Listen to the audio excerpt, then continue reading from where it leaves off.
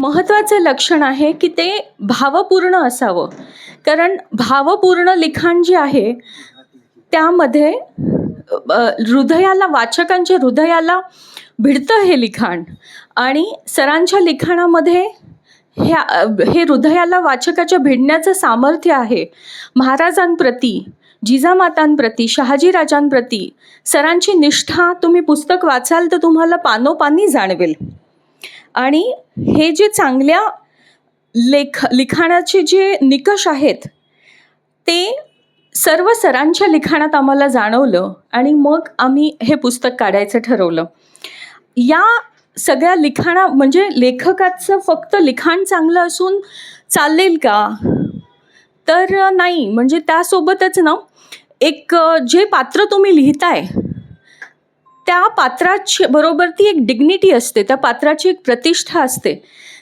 ती सांभाळण्याची लेखकाच्या व्यक्तिमत्वामध्ये पण ती पात्रता हवी.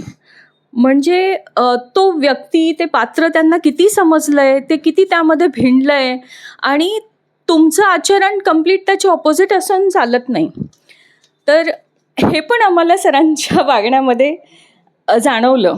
या सर्व निकषांवर लेखक खरे उतरले आणि लहान थोरांना आवडेल असे पुस्तक तयार झाले.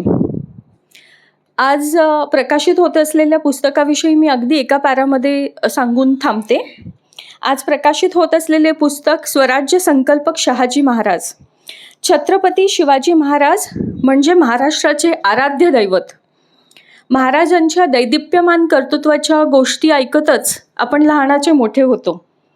शिवरायांना घडवण्यात जिजाऊंचे काय योगदान आहे हे आपण सर्वांना ठाऊक आहे.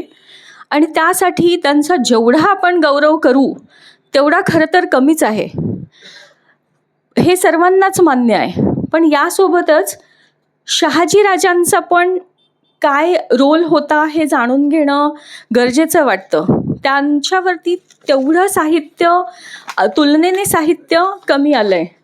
आणि आईची थोरवी आपल्या समाजात माहितीच आहे, पण पित्याचा रोल पण खूप महत्त्वाचा असतो.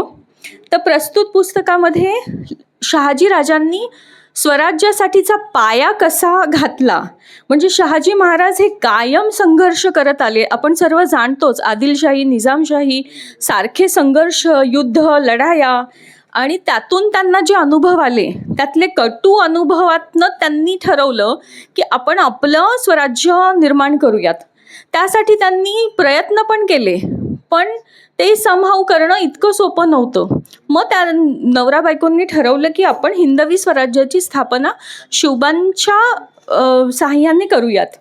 तर त्यावरही या पुस्तकात भाष्य आहे आणि त्यांची भूमिका काय होती आणि शिवरायांना घडवण्यातील योगदान काय होतं यावरही लेखकाने भाष्य केलं आहे.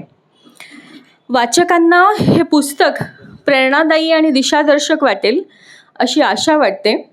एवढं बोलून थांबते. धन्यवाद.